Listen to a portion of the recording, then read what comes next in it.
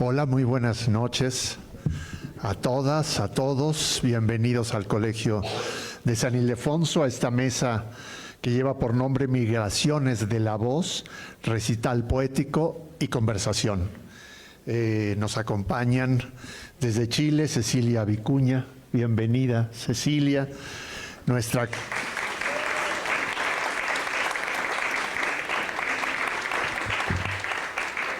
También está nuestra poeta Rocío Cerón. Querida Rocío, bienvenida. Y yo no voy a presentarlas porque eso le va a corresponder a Susana González Actoriez. Ella es una investigadora, es doctora en letras por la Universidad Complutense de Madrid, es profesora investigadora de la Facultad de Filosofía y Letras de la UNAM, especializada en teoría literaria y literatura comparada. Yo tengo que agradecer, además de la presencia de todos ustedes, el apoyo del Centro Cultural de España en México a esta actividad y decirles que estamos muy contentos de que esto se realice, esta lectura y esta conversación se realice aquí. Se trata de dos autoras para las que la poesía es verso, es palabra, pero es movimiento, es pintura, es danza, es también ritual, es ceremonia, es canto, es voz, es experiencia.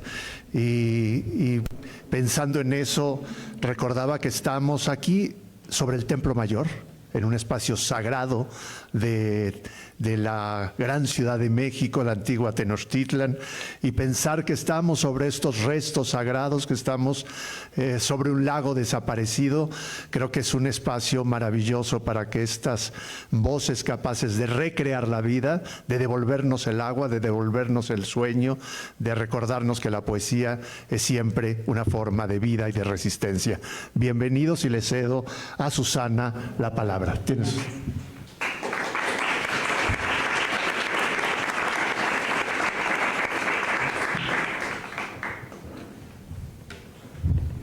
Pues muchísimas gracias, Eduardo, por esta presentación, por esta bienvenida. Gracias a ustedes por estar aquí de manera tan nutrida.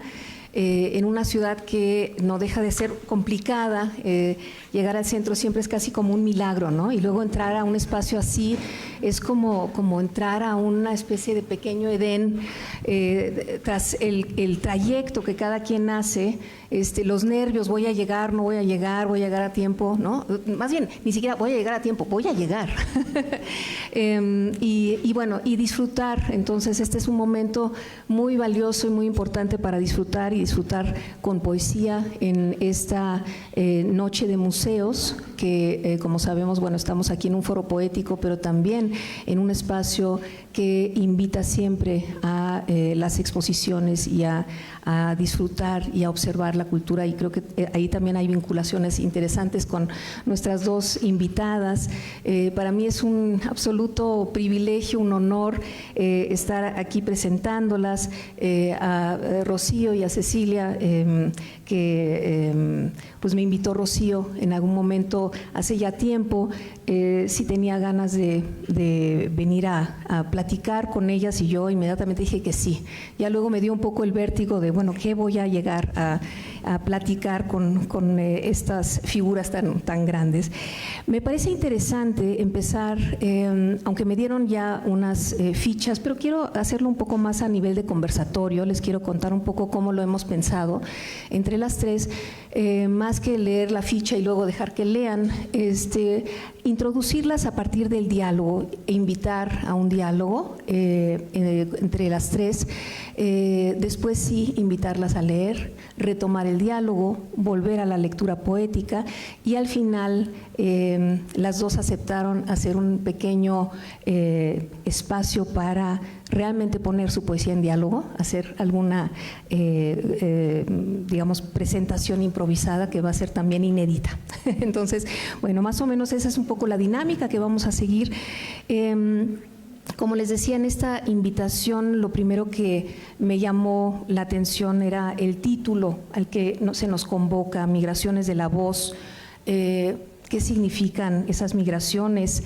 En el caso de la obra de estas dos poetas, en principio son migraciones de ideas, de temas, pero también de la voz en relación con distintos materiales, distintas materialidades, incluso de lo poético, ¿no? Cómo van también apropiándose de distintas formas de expresión.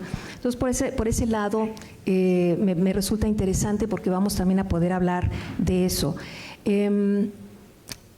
Desde mi perspectiva, bueno, sí he seguido la trayectoria de ambas con bastante cercanía, con una más cercana que otra, porque bueno, a Rocío la conozco ya desde hace algunos años, hemos trabado valiosos diálogos ya en otros momentos y complicidades múltiples, pero con Cecilia también, digamos, mi encuentro con ella se dio a partir de la lectura de sus libros, pero también de los materiales digitales a los que podemos tener acceso. Les recomiendo mucho que visiten también su página, donde podemos ver esa expresión, digamos, multifacética que también tiene Cecilia. Y luego, hace 5 años, no sé si recuerden, en otro recinto también de la UNAM, una exposición que era en el MUAC, ¿no?, en el sur de la ciudad, era una exposición retrospectiva a la obra de Cecilia, además bajo otro muy sugerente título que era Ver, Oír,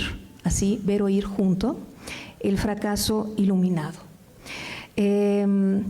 Un recorrido por cerca de 100 obras, más o menos eran, ¿no?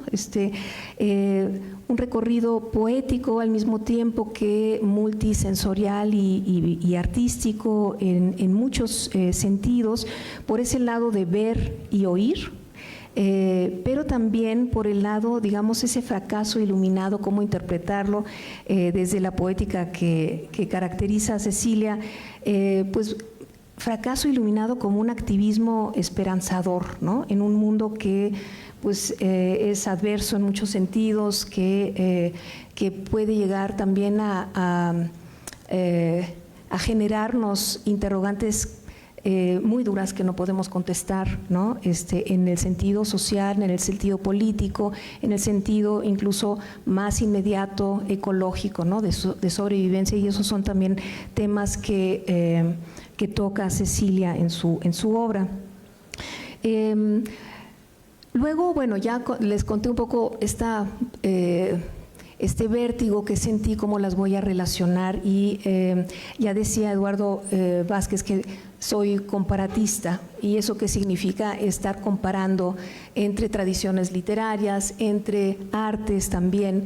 Entonces, bueno, un poco el ejercicio que quiero también hacer al momento ahorita de presentarlas es preguntarnos cómo se les puede vincular, si algo tienen de parecido, pero también muchas diferencias, ¿no? Y quiero empezar por los parecidos. Por una parte, y sí, a pesar de que son geografías distintas en donde ellas han crecido con circunstancias muy diferentes y también de generaciones distintas, esas coincidencias nos llevan por un lado también a esta práctica intermedial, ¿no? Práctica en donde la poesía se vincula con la plástica, con la creación audiovisual, con el performance, y también siempre apoyadas en una investigación, una gran sensibilidad hacia todas las, digamos, áreas disciplinares, ¿no? Esto también se puede ver en los libros. Tenemos aquí, por ejemplo, el libro que se va a presentar el viernes, que por cierto también podemos hacer esa pequeña anuncio en el marco de la Filuni. Se va a presentar el viernes este libro junto con, este es el libro Qui Poema, ¿no? Que es la traducción al español de una edición que se había hecho ya hace tiempo en Estados Unidos, en el 97. Y bueno, es un libro que si lo abrimos vamos a empezar a encontrarnos un montón de imágenes, relaciones entre texto e imagen, ¿no? De muy diverso tipo, y además siempre urdidas a partir de una serie de textos que las van uniendo. Pero también Rocío Serón tiene sus propios libros, ¿no? Como por ejemplo La Rebelión o Mirar el Mundo hasta pulverizarse los ojos, ¿no? En donde también vamos a encontrar relaciones de collages. Ahorita no se abren en las hojas que estoy buscando, pero pequeñas imágenes, incluso imágenes a color, en fin. Ahora sí que no las encuentro. Sí, a ver. Sí, por favor. Acá está una, por ejemplo, ¿no? Imágenes, que no son… Lo interesante de este trabajo también, Rocío trabaja con collage, con elementos musicales, con composiciones musicales que va también integrando en sus libros. Fotografías, este es Tiento, un libro de fotografías que ella también articula en forma de un relato, fotografías que además no son propias, sino también van generando otras historias, ¿no? Entonces, bueno, esta es, digamos, una idea de pensar que las imágenes no solamente van a estar ahí de adorno o de complemento, sino también las imágenes van a estar articulando un diálogo, y esa es también una fuerza que ambas tienen, el estar vinculando imagen y palabra, ¿no? Desde muy distintas fuerzas que también tiene la palabra. Rocío, además, ya decíamos que Cecilia Vicuña tenía su exposición aquí en México como artista multifacética, pero Rocío también tiene una faceta que proviene de la plástica. Para quienes no la conozcan, digamos, no lo declara tan abiertamente, la conocemos más como gestora cultural y poética, los famosos festivales de Enclave que ella lleva organizando desde el 2015, si no me equivoco, ¿no? ¿Sí? 2015. Entonces, bueno, son ya varios, no, cierto, 2010, son 15 años, eso, me acordaba que había un 15 por ahí. Sí, desde 2010 los festivales de Enclave que también se llevan a cabo, se han llevado a cabo en esta zona de la ciudad, o sea que seguramente quienes viven por aquí habrán estado viendo también algunas cosas de ella, cómo los ha llegado a gestar. Pero decía, Rocío también tiene esa faceta de artista plástica. Por ejemplo, en el 2021, en la Bienal de Fotografía del Centro de la Imagen de México, ella pudo participar también con un videopoema. Y hablando de videopoesía, ese es otro elemento que las vincula, esta exploración con las tecnologías. Ahora ya no nos parecen tan nuevas, pero realmente cuando Cecilia empezó a explorar esto que llamamos hoy en día videopoesía, ni siquiera existía el concepto como tal. Cecilia como una de las pioneras, ¿no? Que realmente utilizaba también ese formato y exploraba no solamente cómo se dicen las cosas, qué es lo que se ve, sino desde dónde estamos viendo, desde dónde se está articulando, esta faceta de la perspectiva que se vuelve muy importante. Y resulta que, bueno, pues Cecilia es una de las iniciadoras también a nivel de la trayectoria poética de este tipo de formatos, ¿no? Videopoesía. Y Rocío, en su exploración ya no en el siglo XX, sino en el siglo XXI, retoma también esa especie de tradición, pero explorando y combinando con efectos sonoros, efectos visuales, ¿no? Con recursos electrónicos, con una gran pasión también por lo específicamente electroacústico. Primero en colaboración con músicos y luego también ella explorando. Las dos siento que son también artistas, digamos, self-made artists, ¿no? Hechas, que se han adquirido, digamos, sus conocimientos y su trayectoria haciéndose estos recursos, cosa que no es fácil, por cierto, ¿no? O sea, hacer un poema sonoro, ya quiero ver cómo manejan los fierros electrónicos para que eso suceda, ¿no? En cuanto a los trabajos con materiales, también es interesante. Ambas recurren a objetos individuales, objetos pequeños, objetos de la vida cotidiana que empiezan a circunscribir, a rodear con sus palabras, a tocar de distintas maneras, ¿no? Pueden ser de la naturaleza, pero pueden ser también de nuestro entorno inmediato.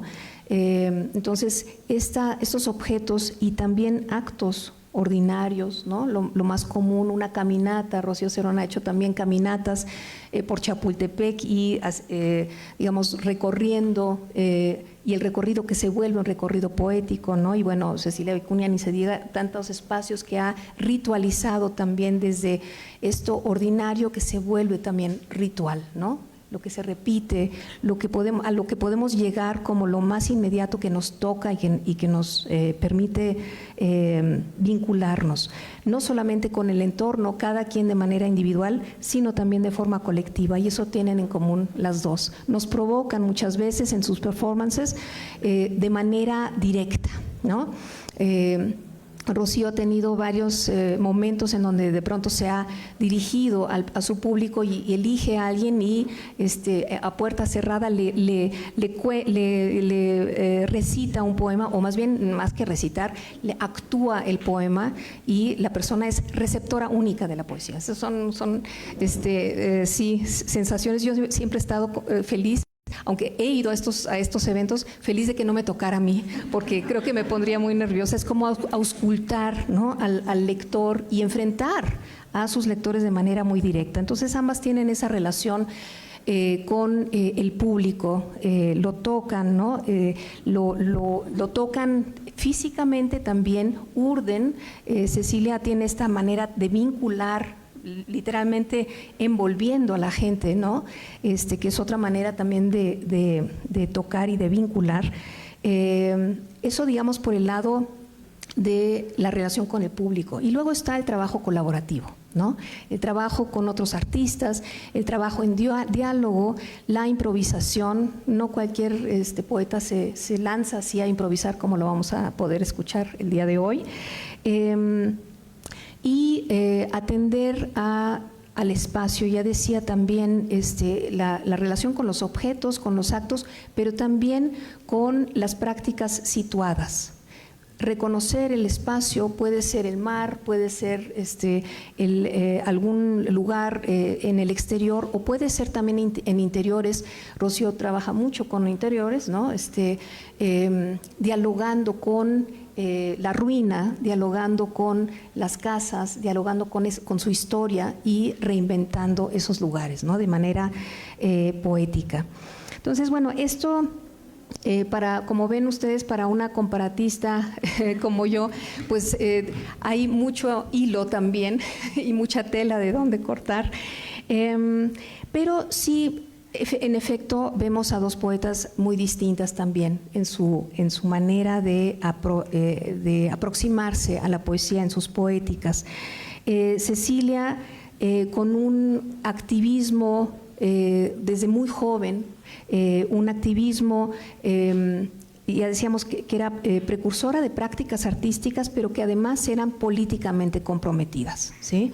Y que ese compromiso político implicaba muchísimas cosas. Implicó además el que su propia vida estuviera atravesada desde esta etapa de formación, en donde con el golpe militar en Chile en el año 73, ella se queda fuera de su país. Y pues todo lo que eso implica, ¿no? Entonces, claramente ahí también hay una cosa que toca directamente la vida y modifica también lo que puede uno entender como activismo y desde dónde está uno hablando, desde dónde uno también apela a la tierra propia o ajena, o tal vez cómo se apropia cada quien también de nuevas tierras. Por otro lado, también vinculado a este asunto, los derechos humanos, pero ya en un sentido mucho más amplio, la crítica social a estas sociedades también de consumo, y cómo volvemos, ¿no?, cómo podemos llegar, si no a revertir, a convivir con eso, con el residuo, con lo que hemos también nosotros creado, y cómo la naturaleza además nos lo está devolviendo, incluso desde el propio mar, ¿no?, la basura que regresa a nosotros, o sea, nosotros que la tiramos creyendo que ya no la vamos a encontrar, y nos regresa a las playas, y qué hacer con ellas y cómo convivir. Y eso me lleva al otro punto, que es el tema, otro de los temas importantes de Cecilia, que es la ecología y el cambio climático, y que, bueno, más que nunca a nosotros, ¿no?, estamos conscientes de que eso es un asunto que tenemos tenemos que atender, y qué mejor que atenderlo y que señalarlo y hacer un llamado constante desde las artes y desde la poesía, con la palabra precisa, con la palabra aguda, con la palabra que también no solamente nos hace conscientes con la cabeza, sino con el cuerpo entero, nos toca sensiblemente en muchos sentidos, ¿no? En ese sentido podemos hablar también ya de otras maneras de hacer poesía, lo que significa la ecopoesía, ¿no? O por otro lado, lo que también Cecilia llama el arte precario, que por cierto, varias de estas cosas que estoy… sí, exacto. Tomando, y también aquí en Cuipoema tiene un pequeño texto hacia el final en donde justamente habla de la poética del arte precario, y quizá ella nos vaya un poco a platicar de esta intención. No se las quiero, digamos, ya adelantar demasiado. Llamar entonces a la amenaza, pero también desde una convicción de que sí podemos todavía hacer el cambio, desde una, digamos, esperanza también, ¿no? Y eso me parece muy importante. Reintegrarnos a estos actos que llamábamos ritualizados, pero también actos que nos regresan a la memoria cultural, memoria, digamos, memorias ancestrales, que son las que también Cecilia toca, y que nos llevan a fuentes originarias, a estos recursos elementales que habíamos comentado, ¿no? Objeto, pero también el recurso elemental de la propia naturaleza.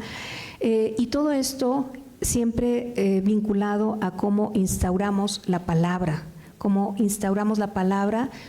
ese elemento que nombra, que hace acto y que además se realiza en el presente único de ese nombrar, ¿no? Ese valioso momento de la palabra que es, y al mismo tiempo cuando ya la estamos expresando ya se escapa. También esa conciencia me parece muy interesante.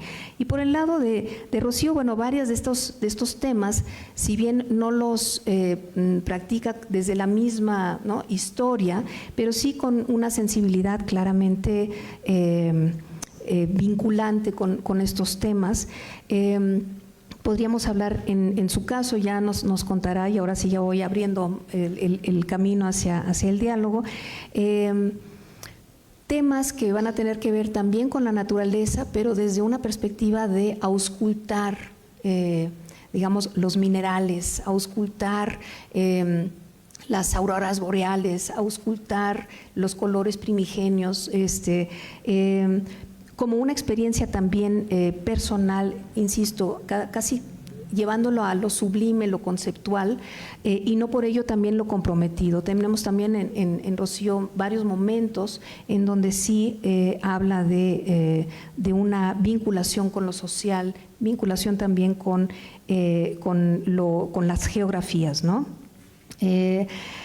Ella, como Cecilia, habla también de la necesidad de investigar, las dos como investigadoras, formas de construir memoria, de hacer que haya en lo poético algo de vacilación, un espacio que permita también preguntarnos, cuestionarnos y al mismo tiempo estimularnos con los sentidos a tal grado que de pronto también se suspenden y generan nuevas sensaciones, nuevos, digamos, desplazamientos sensoriales, ¿sí?, que nos llegan a asombrar. Entonces, siempre en territorios que ella nos va confrontando, pero desde un ritmo y una palabra, hay mucho movimiento también en su poesía. Entonces, bueno, pues eso se nota en sus performances cuando lee, pero también cuando hace piezas transmediales. Entonces, bueno, pues hay mucho, yo creo, de dónde vincular. Y quería pues iniciar un poco preguntándoles a las dos, ¿cuál es el motor vinculante en sus poéticas, o cómo pueden ustedes ubicar ese momento en el que empiezan a relacionar la experiencia sensorial con la realidad exterior, el objeto en sí, y luego regresarlo a un acto ritualizado o a una experiencia individual, ¿no? ¿Pueden platicarnos un poco al respecto? Bueno, Pues yo creo que ya dijo muchísimo Susana. Que está buenísimo porque nos pone en contexto, sobre todo para personas que a lo mejor no conocen también, a lo mejor mi obra. Yo creo que la obra de Cecilia, los que están aquí la deben conocer sumamente bien, o espero que así sea. En mi caso, creo que es lo pequeño, lo nimio, lo aparentemente que no es grandilocuente, que está ahí y que se vuelve un dispositivo para como justo esas derivas por el bosque de Chapultepec, ¿no? Donde fui recolectando cosas, y de hecho fui con mi hija, y esos enclaves se convirtieron después en una serie de poemas, en un performance, en un videopoesía que estuvo en la Sala de Arte Público Siqueiros. Y hay una investigación. Lo mismo cuando estuve en la residencia en España, en Córdoba, ¿no? La idea era hacer piezas que tuvieran una intervención sonora sobre los patios cordobeses. Entonces fui a hablar y me di cuenta que en realidad, y todo el proyecto se lo dediqué a las mujeres de Córdoba, porque quienes llevaban la memoria de los patios eran las mujeres. Entonces todos los videopoemas, el álbum de poesía sonora que se llama Miuni, que de hecho es una palabra purépecha, que significa hacer lugar, pues tiene que ver con eso, pero es desde lo mínimo, el taconeo, lo oscuro, el agua en Córdoba, que todo el mundo me decía, no, pues aquí no, el río ni le hacemos mucho caso.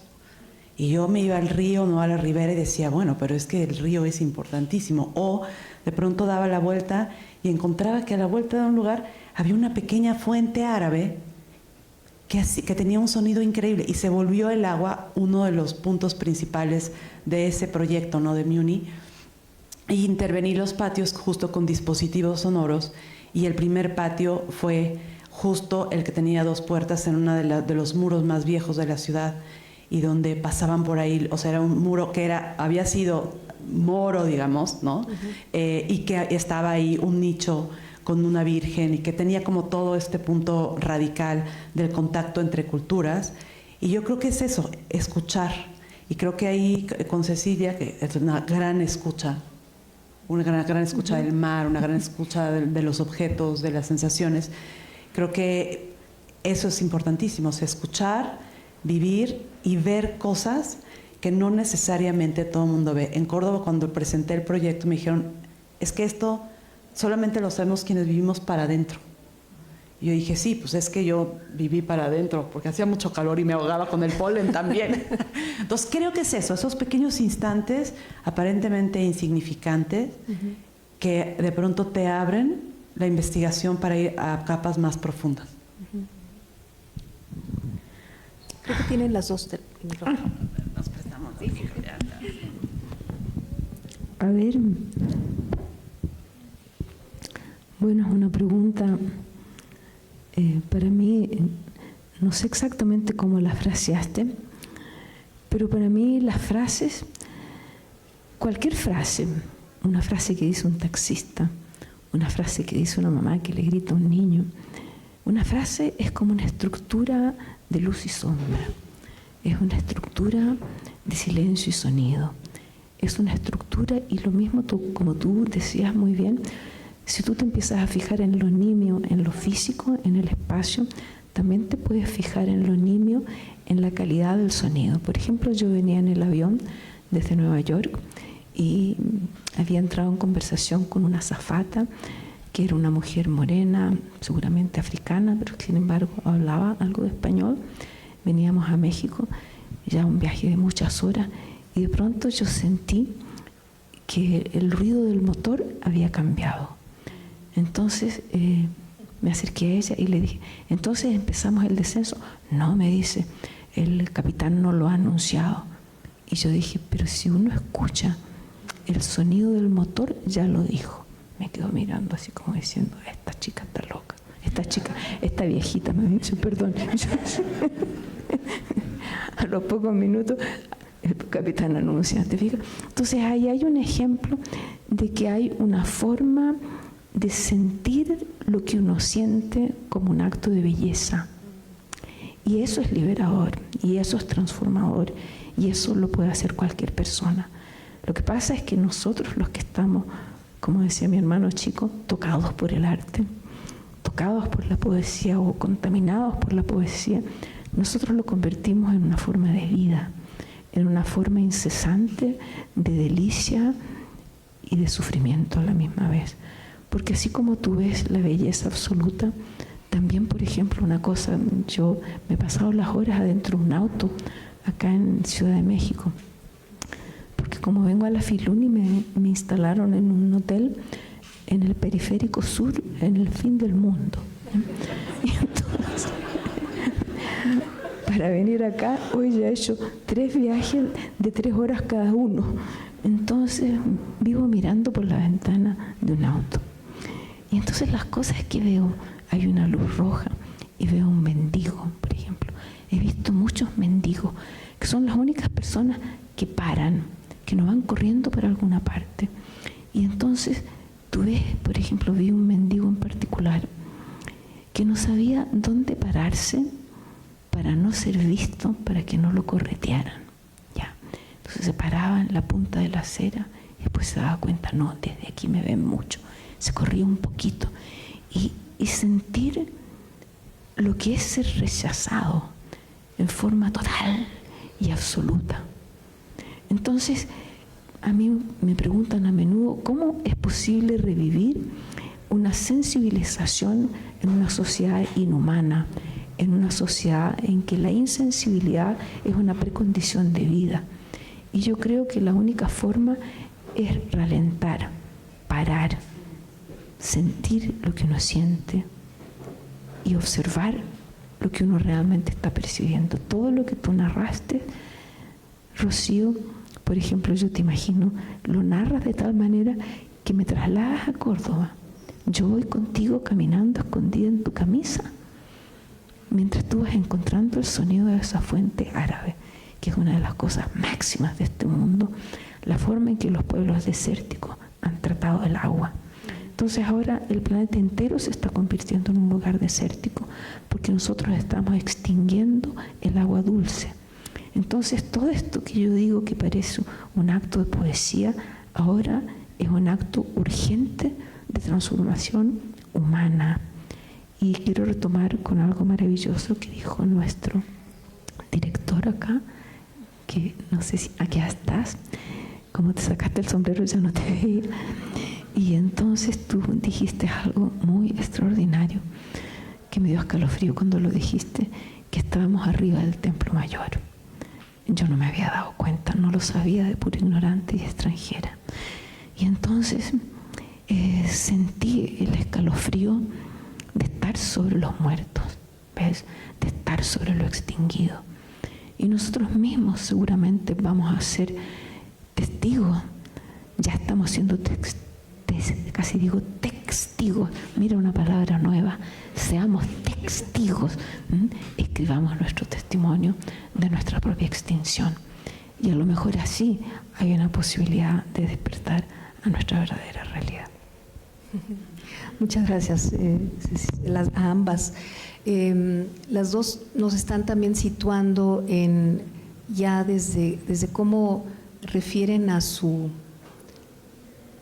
experiencia, al estímulo del exterior, desde esta cualidad sonora que les es tan importante. A Rocío la conozco ya con muchos años explorando, y también explorando no solamente lo que suena en el lugar, sino también cómo ella puede hacer que resuene de otras maneras, ¿no? Incorporando tecnologías y haciendo que también suene en nosotros, en fin, las burbujas sónicas como uno de los ejemplos.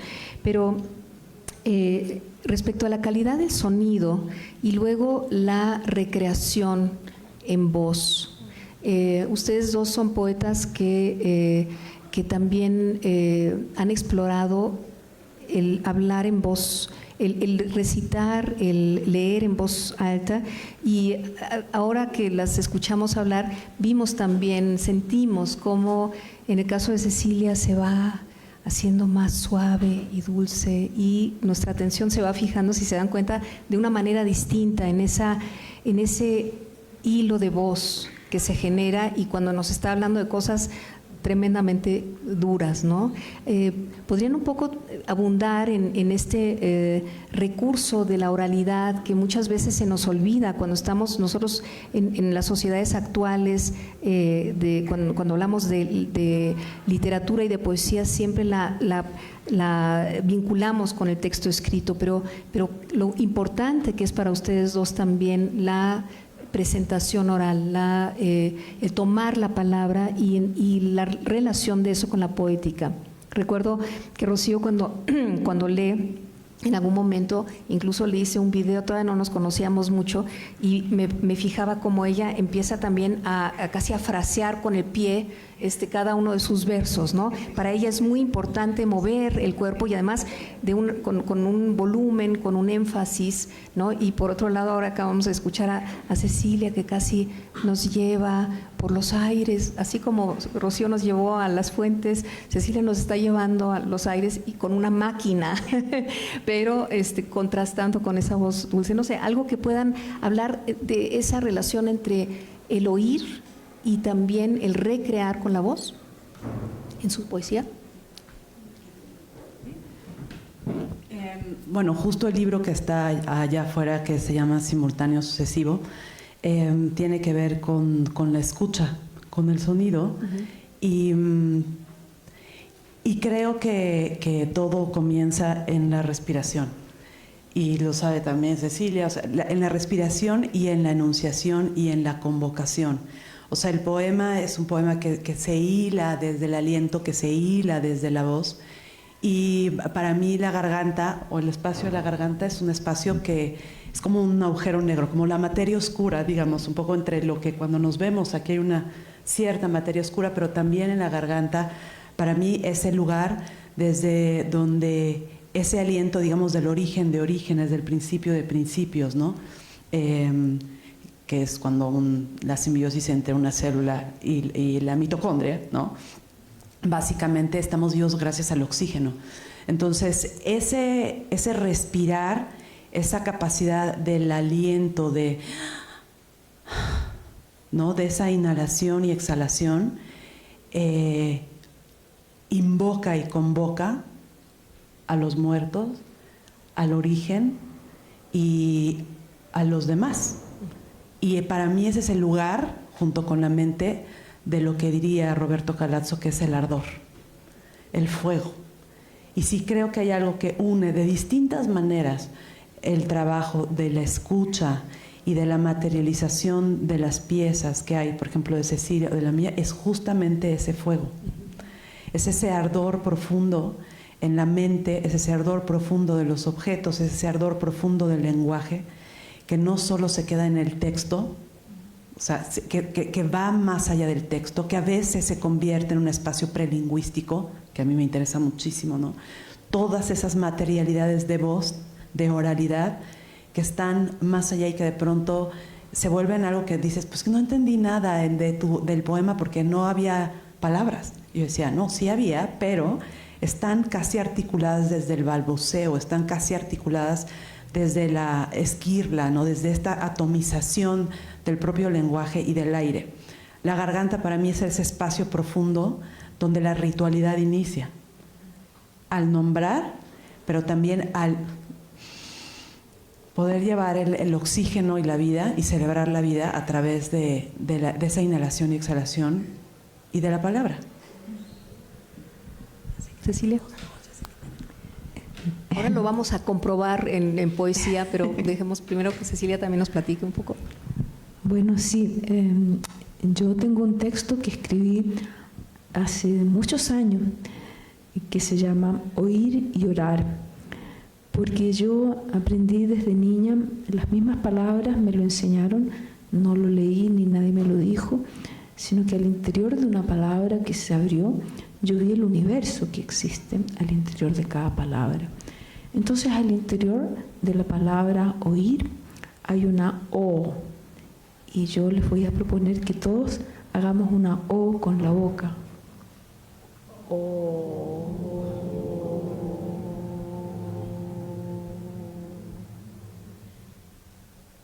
¿Oyeron lo lindo que sonó? Fíjate que en inglés hay una palabra muy maravillosa que es O, y que quiere decir asombro. Y se escribe A-W-E-O.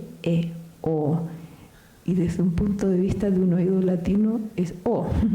¿Sí o no? ¿Ya? O. Entonces, el origen de la palabra orar es el mismo del oír. Entonces, oír en realidad es el comienzo de la oración. Entonces, ¿quién ora? ¿La voz o el oído? O el encuentro de los dos. Entonces, ese punto inefable que existe, tú lo dijiste bellamente, la garganta es para comer, es para tragar, es para sonar, o es por donde entra el aire que se mete por detrás de la nariz y también baja por ahí. Entonces, la garganta también es un punto de encuentro, ¿ves?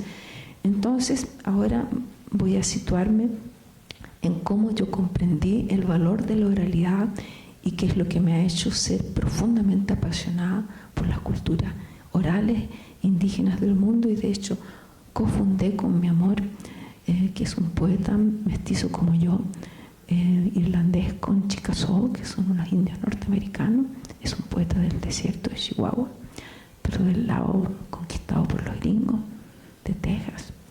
Y entonces fundamos un sitio que se llama Hoy Sí, y desde mi perspectiva significa oigo sí. ¿Y qué es el arte de las culturas orales? Pero les voy a contar cómo lo aprendí, que fue no por una cultura indígena. Mi abuelo, Carlos Vicuña Fuentes, fue un abogado defensor de los derechos civiles, fue defensor de Pablo Neruda cuando Neruda fue perseguido por el gobierno de Gabriel González Videla en Chile en los años 40. En esa época yo estaba en la guatita de mi mamá. Y bueno, entonces mi abuelo era una persona que se convirtió, estuvo preso muchas veces porque era un gran orador. Y cuando él hacía una presentación política, convocaba una tonelada de gente y no volaba una mosca por escucharlo a Vicuña, que era un viejo petizo, mi abuelo. Y entonces yo comprendí que mi abuelo era capaz de decir unos discursos larguísimos, complejísimos, sin leer ni media palabra. Y que era ese no leer, sino que ese hablar con esa oralidad que parte de un punto que es del corazón, de la guata, de la víscera, de la rabia, de la indignación frente a la injusticia, pero siempre orientado hacia la belleza de la justicia misma y de la posibilidad de la justicia.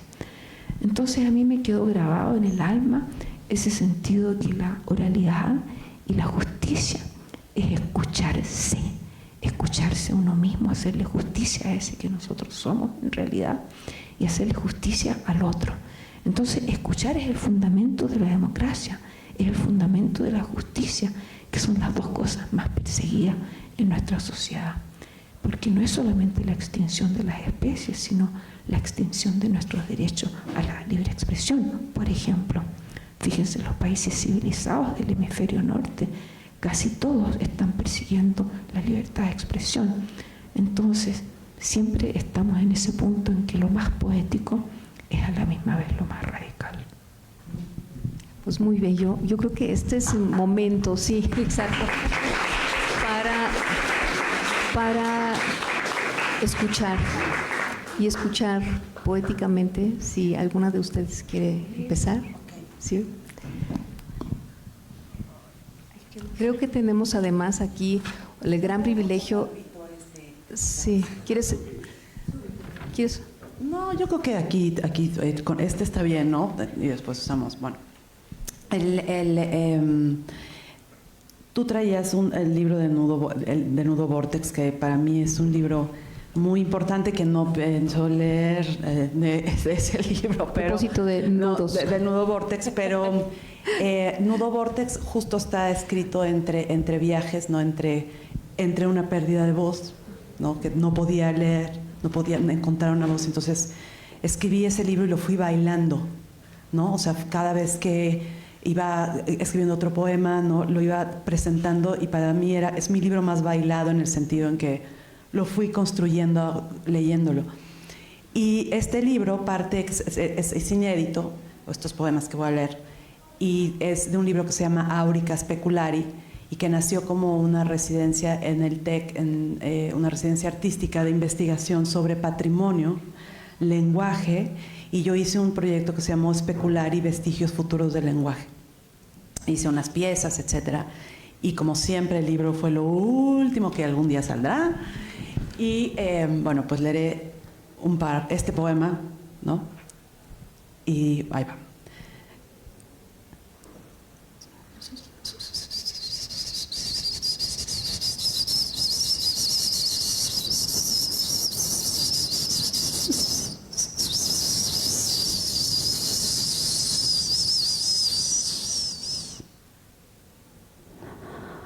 No el final, no el principio, sino las dimensiones que hay entre ellos, hacia ellos. No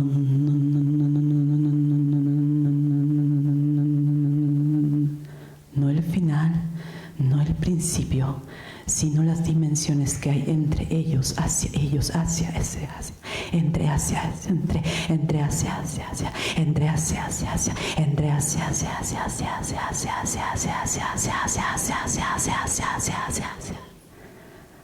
hacia ellos. No el final, no el principio, sino las dimensiones que hay entre ellos, hacia ellos. Casa sitiada, estrella a punto de explotar, quad a velocidad múltiple, antiflujo vectorial cósmico, detonación del carbono. Detonación del carbono, antiflujo vectorial, enana estrella, punto de quad a velocidad múltiple, casa sitiada hacia ellos, en dimensiones entre ellos,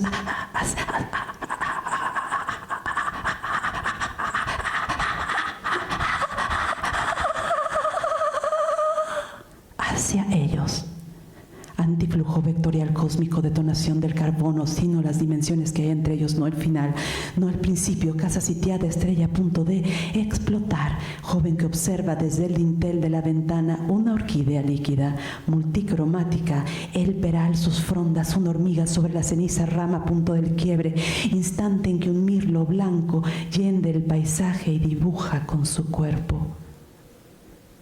Una fisura, una imagen suspendida en espejos, una fisura, una imagen suspendida en espejos, una fisura, una imagen suspendida en espejos, una fisura, una imagen suspendida en espejos, una fisura, una imagen suspendida en espejos, una fisura, imagen suspendida en espejos, una fisura, una imagen suspendida en espejos, un hábito solar, filtraciones, gotas minúsculas de agua, una fisura, imagen suspendida en espejos, una fisura, una imagen suspendida en espejos, un hábito solar, filtraciones, gota minúscula de agua, una fisura, una imagen suspendida en espejos, un hábito, filtraciones, gotas minúsculas de agua, una fisura, una imagen suspendida en espejos, un hábito solar, filtraciones, gota minúscula de agua, una fisura, una imagen suspendida en espejos, un hábito solar, filtraciones, gotas minúsculas de agua, un gesto de aire, no el principio, no el final, no el principio, no el final, no el principio, no el final, sino todas las dimensiones que hay entre ellos.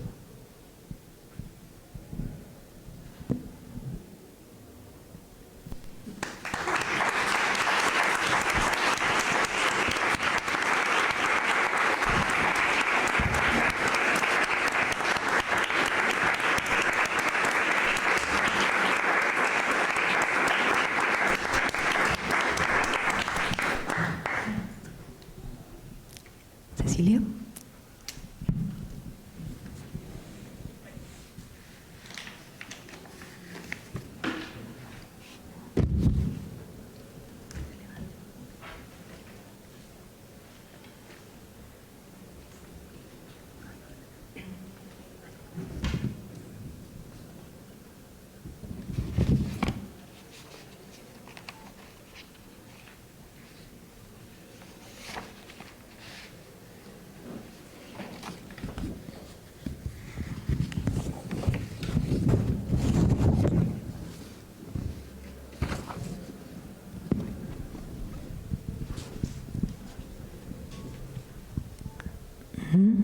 Ya.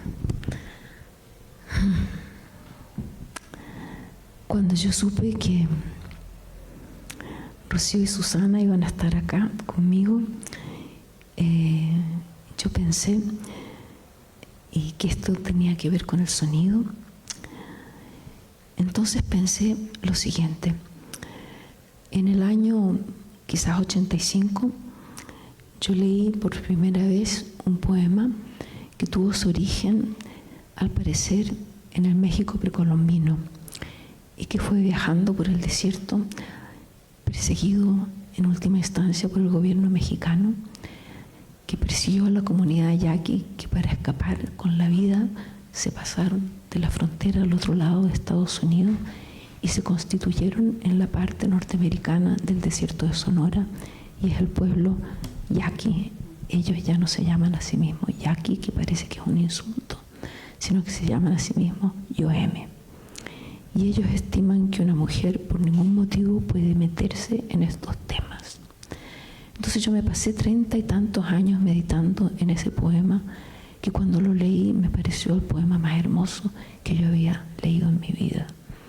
Lo traduje, y cuando comprendí que era una transgresión trabajar con ese material sagrado, ritual de ellos, entonces tuve que pegar un salto en el aire, caer en el vacío y hacer mi propia lectura de mi lectura de lo que ellos me habían dado a mí, por más que hubiera sido una transgresión que un antropólogo los grabó en el año 40, y que lo que yo traduje fue una traducción seguramente no realmente autorizada, pero que ya había sido publicada hace más de 50 años, ¿no es verdad? Pero para ellos esa temporalidad de autorizado o no autorizado pertenece a una ley que no es la ley de ellos, ¿ya? Entonces, con el permiso que no me ha sido dado, voy a leer lo que es mi lectura de ese universo. Y se basa en la palabra yo y, que por supuesto desde español es yo y, pero desde la lengua yoeme significa lo inmenso, bello. El yo, encantado del sonido, lo inmenso, sagrado. Los espíritus no son convocados para utilizarlos, son la sustancia del yo, dice Pierre Clastres. Y Macedonio Fernández dice: no se ha visto ningún yo.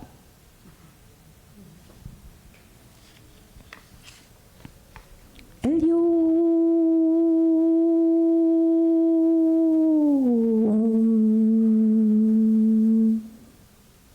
el yo encantado, encantado.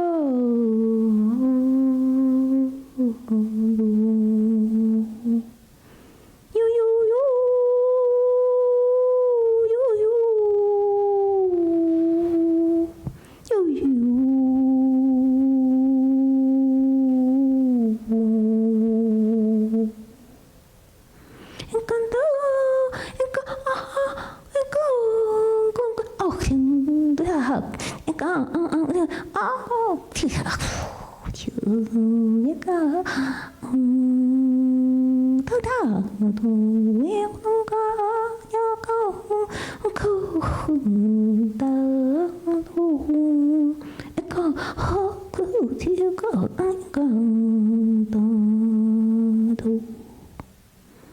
El solo, el yo solo, no es nada, no es nada, nada.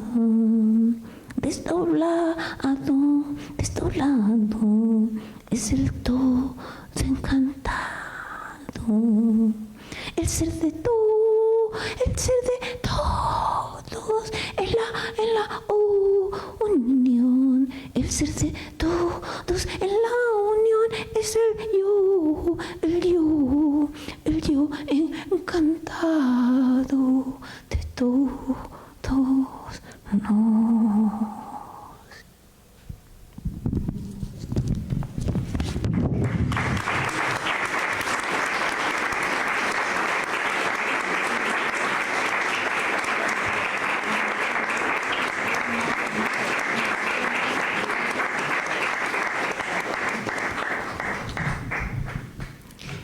Bueno, ahí tenemos la importancia de la voz, ¿no? Muy impresionante, y también cuando nos ponemos a escuchar, pero también viendo a ambas poetas, si se dieron cuenta, apenas unos versos, apenas una página, y lo que llenan, el tiempo que llenan, es decir, la lectura. Aquí paso a un pequeño tema que quería tocar con ustedes, la relación entre la escritura y esa performatividad, que en realidad cuando compramos ya los libros, casi que pues nos tenemos que armar de valor para darle sonido, y si no el libro nos va a defraudar, porque escuchando esto, ¿no? Muchas de los versos, repeticiones, sonidos que ambas están articulando, pues no está escrito como tal en el texto, y si no las hemos escuchado no lo podemos ni siquiera recrear, ¿no? Con el oído. Estamos leyendo, si las hemos escuchado previamente, leemos con el oído, no solamente con los ojos. ¿Cómo han ido desarrollando eso en el trabajo individual? ¿Cómo se han ido liberando de la página, o cómo han, digamos, convivido con la página también? Es una manera de hermanarse, pero no de verle toda la página, cuando uno quiere ir a ver cuántas veces dijo y eso no está, ¿no? Esas vocales no están ahí escritas tal cual, no es la transcripción literal, son versiones distintas de una misma realidad poética, ¿no? Y cómo siente cada una, y si quieren después de eso retomar también con otro poema.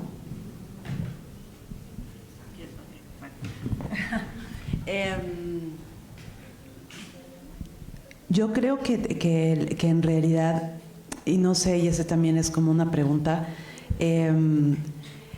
o sea, yo estudié Historia del Arte, empecé a hacer performance e instalación antes, o sea, formas pías, performance, instalación, artes no objetuales, antes de llegar a la poesía. Y en realidad nunca pensé que iba a escribir poesía.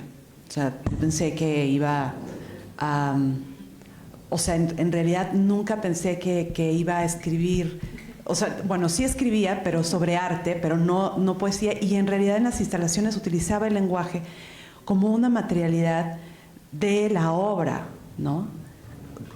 Y alguien en alguno de los textos, de hecho es chistoso porque el primer performance que hice, que fue en Exteresa en el 96, ya llovió, casi 30 años para el próximo año, se llamó Parto de voz, una experiencia en reversa, y tenía que ver con la voz. No había textos míos porque todavía no escribía, y sin embargo estaba la voz presente y una serie de acciones, y creo que ahí signé de alguna forma como toda la historia de lo que he producido, hecho, escrito y demás.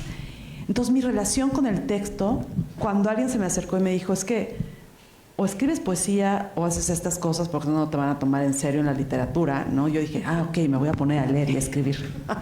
Entonces leí y escribí. Y publiqué así el primer libro por un premio y por una beca y demás.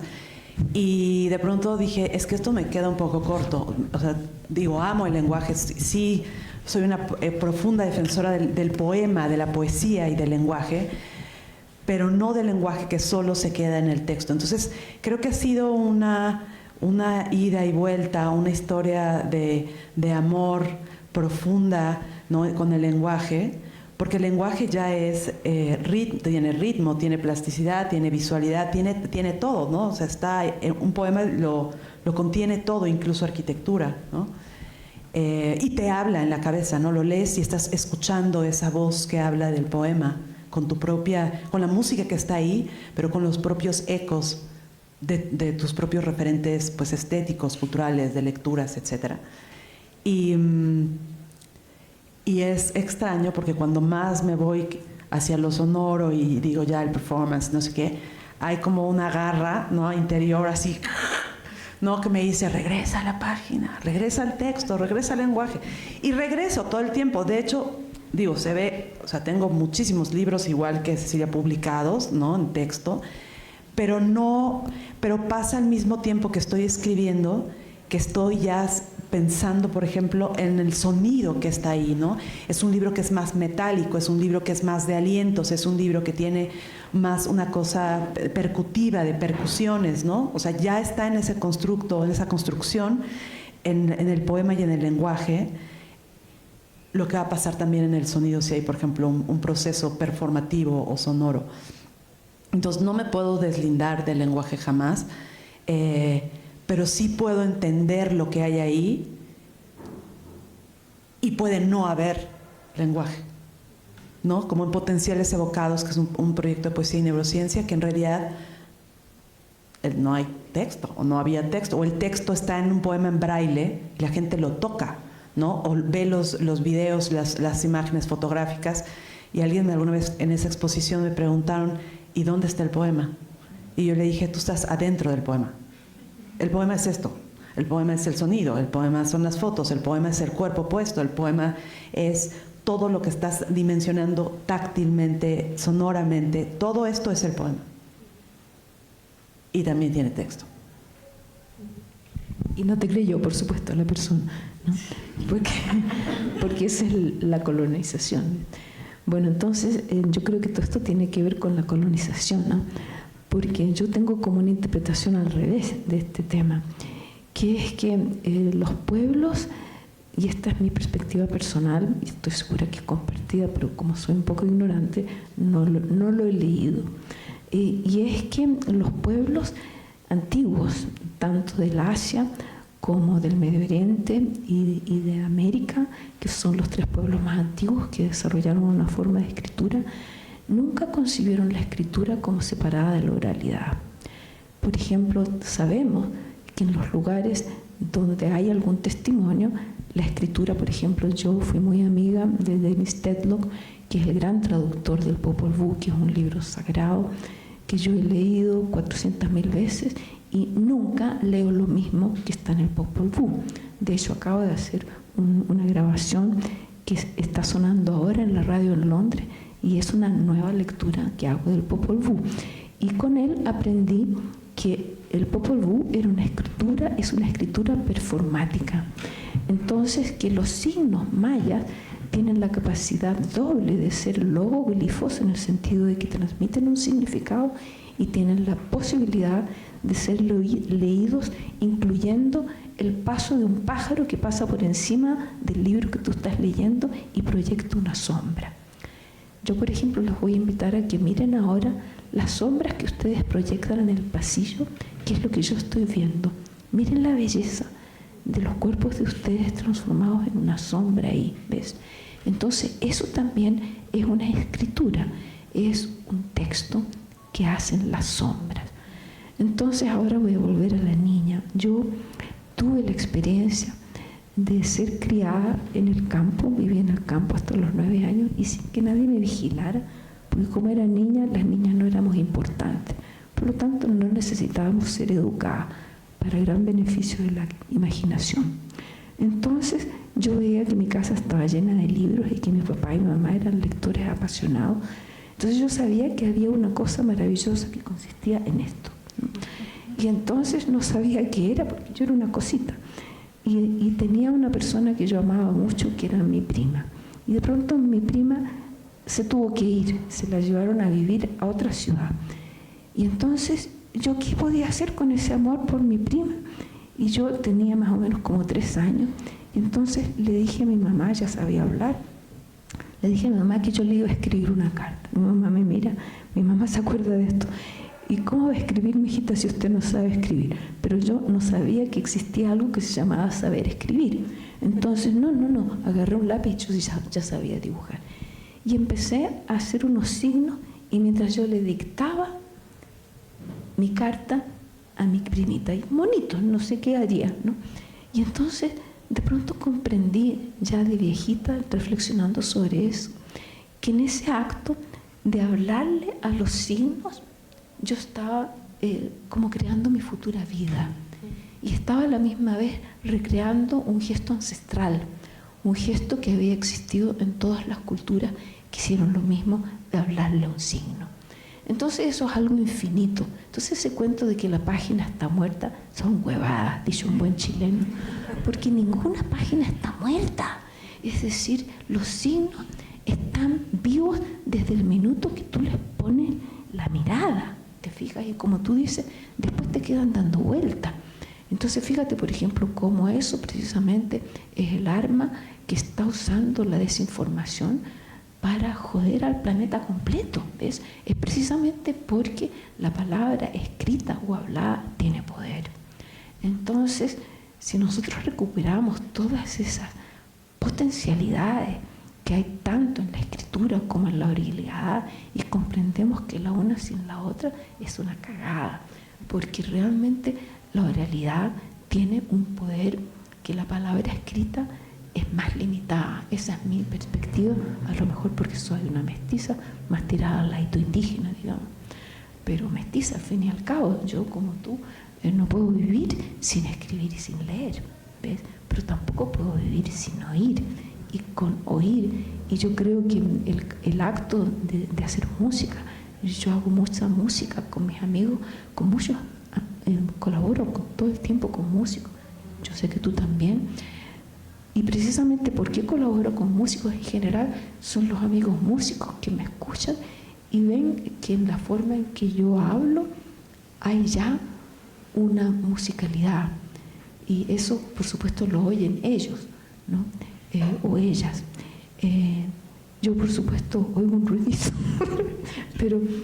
pero cuando ellos hablan, yo oigo también esa música. Entonces, en realidad nosotros, si dejamos que se acabe la humanidad, vamos a perder demasiada belleza.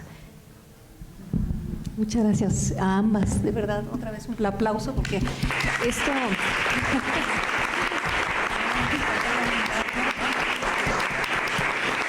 Eso es lo rico de tener una conversación y una conversación alternada con poesía, donde se nos complementan muchas ideas y también conocemos a cada una de ustedes desde ese carácter, de esas historias y anécdotas personales que luego van a ser acompañadas de más poesía. Por favor. Bueno, yo creo que llegó la hora de que hagamos una improvisación sonora nosotras, pero no va a funcionar si no se incluyen ustedes, ¿ya? Entonces vamos a hacer un concierto de ruiditos. Como ya conocieron acá a Rocío, ya saben que ella hace ruiditos, ¿ya? Y yo también hago ruiditos. Entonces vamos a empezar nosotras, pero si ustedes no se incluyen, va a ser una pequeña catástrofe. Pensemos que estamos en el templo mayor y que aunque el templo ya no exista, ahora nosotros lo llevamos adentro.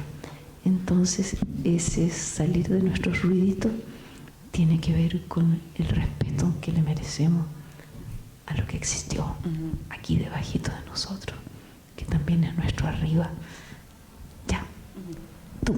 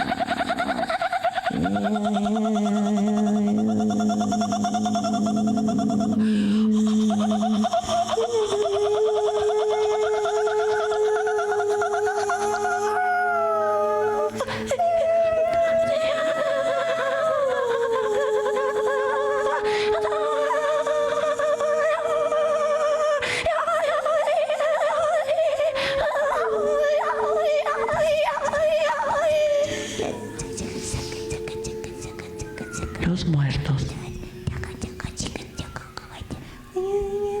Ese espectro. Los muertos debajo de tus pies.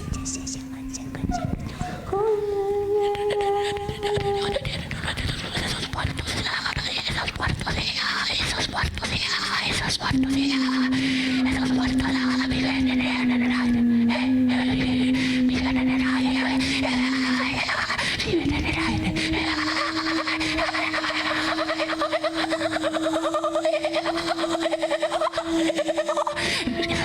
viven en el aire,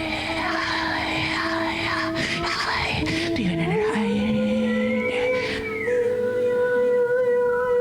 Esos muertos hablan por la tierra, hablan en tu oído, bajan a la garganta y son flores que se abren entre tus pies y en la sangre.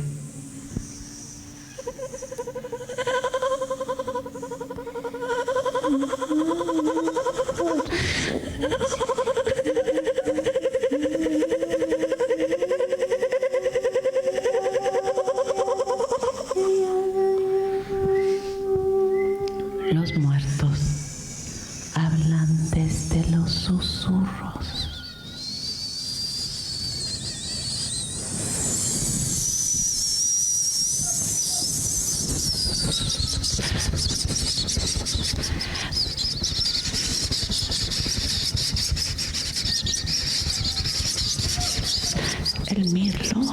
El mirlo habla desde la planta de los pies de un hombre y una mujer que están de frente ante un dios, ante una diosa, la Coatlicue, Tlaloc, ahí.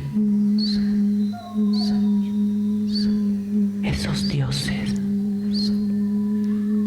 en fuego, ese ardor que entra por tus oídos.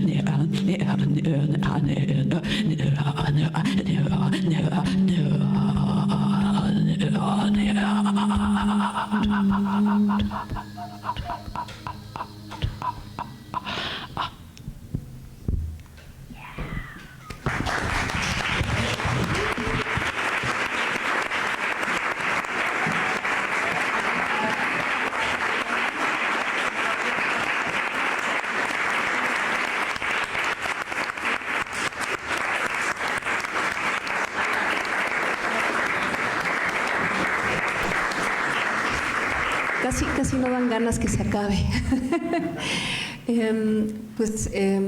Sí, estamos llegando al final de esta velada, pero no sé si podríamos todavía escuchar a cada una con algún poema, si estamos bien con los tiempos, ¿sí? ¿De verdad? Voy a leer un mismo poema, que no es el mismo, ahora verán por qué, pero es casi el mismo. Bueno, quizá...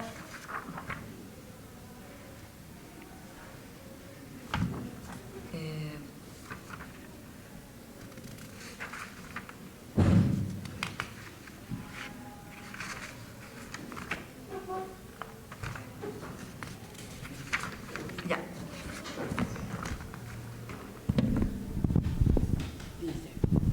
Luciérnagas y sustantivos, huellas de pisadas de un cuyo a pies de montaña andina, puntos y comas que abren capítulos de otros capítulos, de donde surge una mujer que reescribe un poema que su viejo padre quemó entre sus manos para llevar entre el fuego la promesa de su amor filial más allá de la muerte.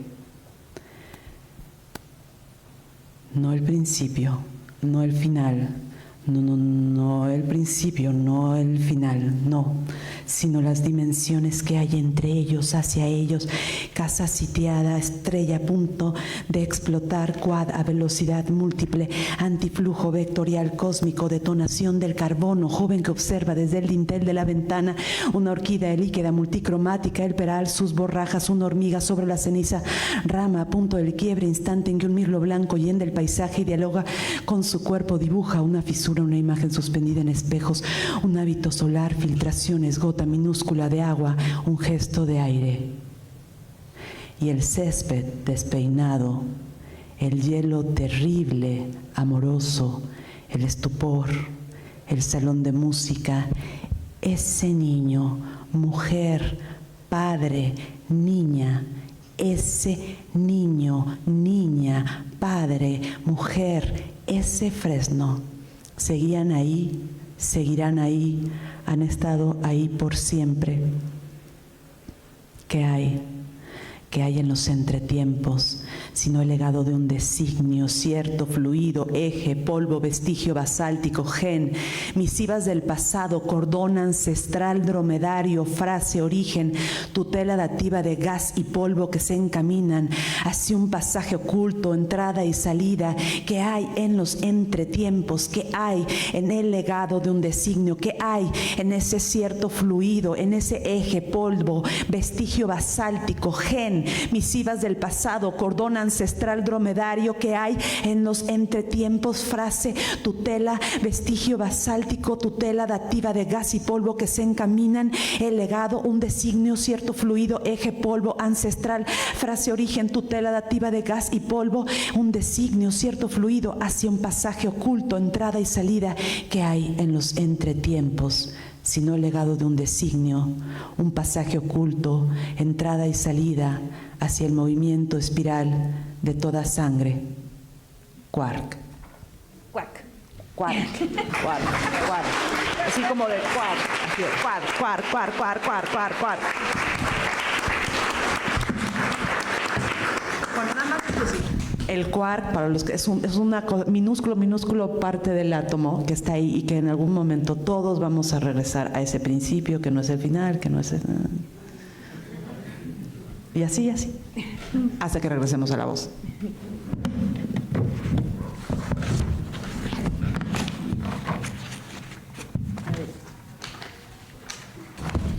Susana nos pidió que nosotros nos vinculáramos, y en nuestra conversación acá. Pero si ustedes se dieron cuenta, estamos vinculadas aún sin tratarlo, porque es inevitable estar profundamente vinculadas precisamente porque tenemos orientaciones convergentes hacia lo imposible, ¿verdad? Entonces, tú escogiste ese poema mientras yo pensaba, porque por supuesto tú estabas también leyendo mis pensamientos en ese momento. Yo estaba pensando, voy a leer un poema que es un poema normal, no como lo que les leí hace un momento, el del Yo Encantado, sino un poema que parece poema, y etcétera, ¿ya? Y que lo escribí cuando yo era adolescente. Y de pronto me sucedió que empezó un dictado feroz que se convirtió en algo que yo llamé el diario estúpido, que es un diario en el cual yo me entrené a escribir 7.000 palabras por día, y lo hice sin parar durante 4 años. Y ese libro siguió inédito hasta hace como, 3, 4 años atrás, en que empezaron a salir fragmentos, porque existen chicas jóvenes como ustedes que se interesan en mi archivo y se meten a hurgar entre mis manuscritos ya que se deshacen solo de puro viejo, ¿ya?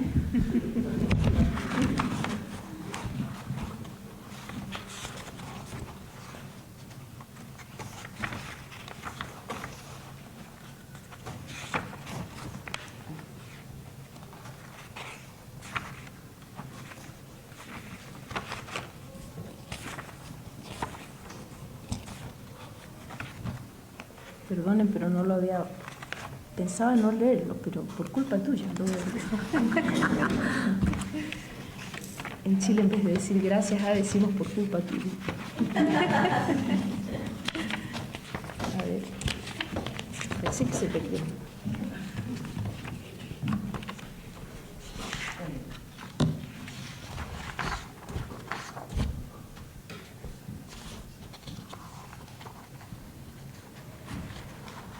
Los poemas se esconden a los niños. A veces no se encuentran nunca más.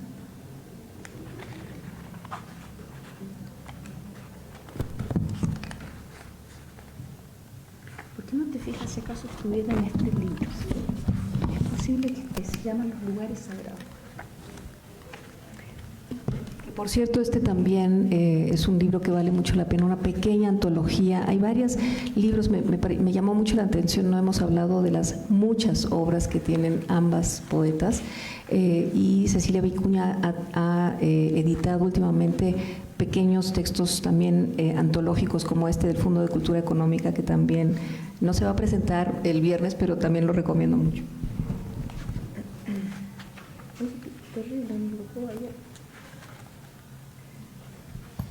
¿Cómo se llaman los lugares sagrados? Vincular es sagrado. Sí, no está. Aquí está, apareció. Bueno, yo creo que este poema habla de Rocío, aunque fue escrito antes de Rocío. ¿No me escucharon? Yo creo que este poema habla de Rocío y habla seguramente de muchas de las personas, mujeres que están sentadas aquí. Entonces está dedicado a ustedes antes de que ustedes nacieran. Escrito por una niña adolescente que se llamaba en ese momento Cecilia. Los lugares sagrados. Los lugares sagrados de América del Sur estarán al cuidado de las maestras quechua y maya. Llegarán los héroes civilizadores, los inocentes y pervertidos, y después de 3 meses o años de espera, las maestras decidirán quién puede o no visitar los santuarios.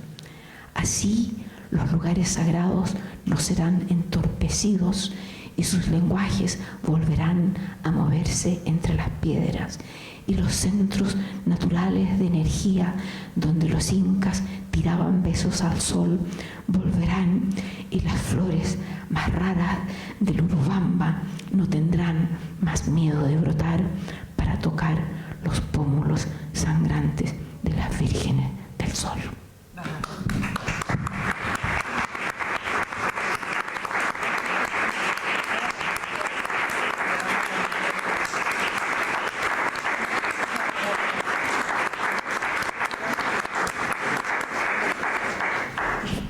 Pues muchísimas gracias a ambas.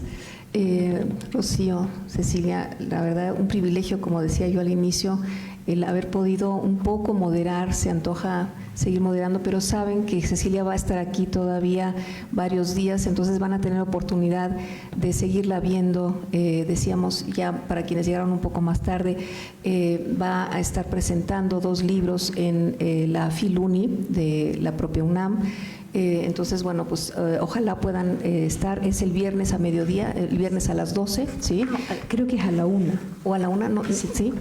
Bueno, chéquenlo, por favor. Pero bueno, muchas gracias a todas y todos por haber venido. Muchísimas gracias también a San Ildefonso por recibirnos, a toda la gente que está también en el equipo apoyando y que estas voces puedan escucharse más allá de estos micrófonos, también con los registros que se están haciendo. Entonces, bueno, pues muchas gracias. Ojalá nos sigamos viendo.